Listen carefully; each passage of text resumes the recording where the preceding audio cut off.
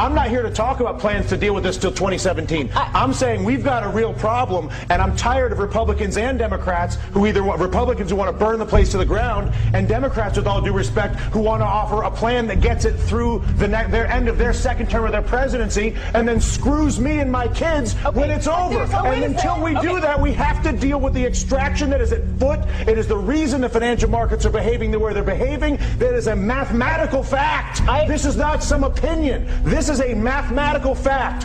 Tens of trillions of dollars are being extracted from the United States of America. Democrats aren't doing it. Republicans are not doing it. An entire integrated system, financial system, trading system, taxing system that was created by both parties over a period of 2 decades is at work on our entire country right now. And we're sitting here arguing about whether we should do the $4 trillion plan that kicks the can down the road for the president for 2017 or burn the place to the ground, both of which are reckless, irresponsible, and stupid. I've been coming on TV for 3 years doing this. And the fact of the matter is that there's a refusal on both the Democratic and the Republican side of the aisle to acknowledge the mathematical problem, which is that the United States of America is being extracted. It's being extracted through banking, it's being extracted through trade, and it's being extracted through taxation. To go to the people of the United States of America and say, people of the United States of America, your Congress is bought. Your Congress is incapable of making legislation on health care, banking, trade, or taxes, because if they do it,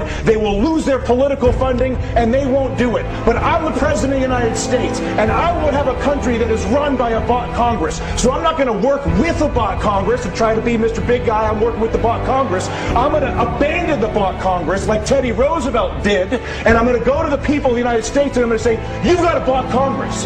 And until we get rid of the bought Congress, which is Jimmy Williams' constant point, which is get the money out of politics, and until a president says that's the problem and says he's going to fix it, there is no policy that I can possibly see, no matter how brilliant your idea may be, or your idea, or my idea, or her idea, or your idea at home, is that idea will not happen as long as there's the capacity to basically fire a politician who disagrees with me by taking funding away from him. Is that a fair assessment? Money in politics is the root of all political evil. It is corruption at its worst. And until we step up and kick that out of the park, it's going to be the same system because when you realize that the banking system is fully corrupt and defrauding us, and I come out and say that, which is what I want my president to do, that at that exact moment I say, you know what, we got a screwed up situation here, people. You all know it, and now what? I'm going to admit it. And as a result, not only have I admitted it, but we're going to begin the process of solving it like grown-ups. They did it in World War II. They did it after the Civil War. They did it in Latin America with the Brady bonds.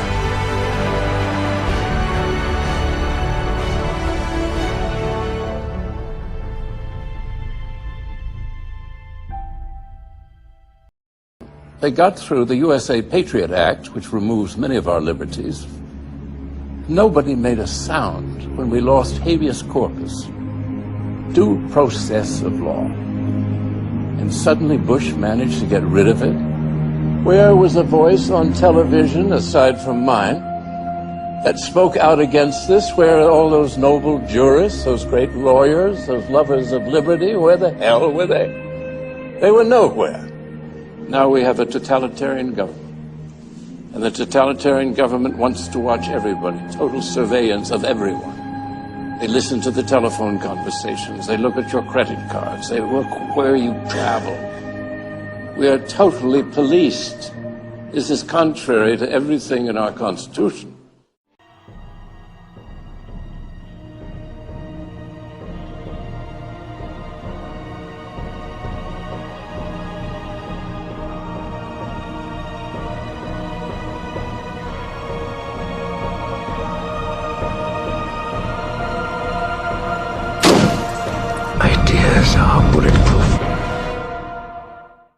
Let's talk now about propaganda, the program by governments to manipulate people's thoughts and opinions. Right now, the use of propaganda by the U.S. government is only allowed when it's used in other countries. The Pentagon actually spends about $4 billion a year to sway public opinion in places like Iraq and Afghanistan. Evidence that it can be a lucrative weapon when fighting a war, especially when part of that war is an information war. Well, Now the U.S. government wants to be able to use propaganda on its own people. This provision is buried deep within the $642 billion defense bill and would give the government overarching power to push television, radio, print, and social media onto the U.S. public. But why? That you're doing theater when you should be doing debate, which would be great. No, it's not honest. What you do is not honest. The thing is, we need your help. Right now you're helping the politicians and the corporations, and we're left out there to mow our lawns. You just said we're too rough on them when they make mistakes. No, you're not too rough on them. You're part of their strategies. You're partisan, what do you call it, hacks. You go to Spin Alley, the place called Spin Alley.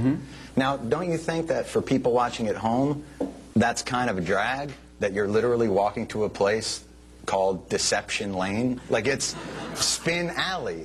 Don't you see that's the issue I'm trying to talk to you guys? Is partisan hackery, and I'll tell you why I know it. You have John Kerry on your show, and you sniff his throne, and you're accusing us of partisan hackery? Absolutely. You've got to be kidding, man. You're on CNN. Say, the show that leads into me is puppets making crank phone calls.